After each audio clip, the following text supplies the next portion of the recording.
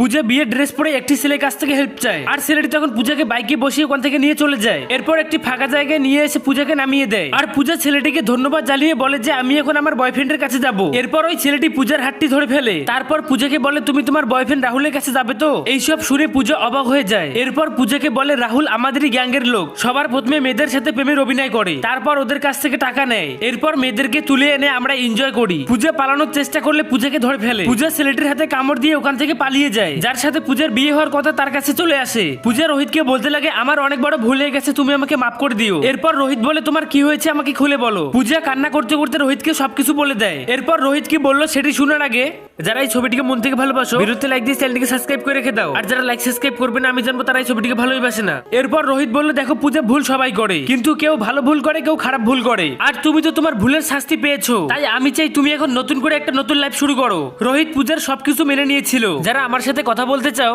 ইনস্টাগ্রামে ফলো করে হাই দিও।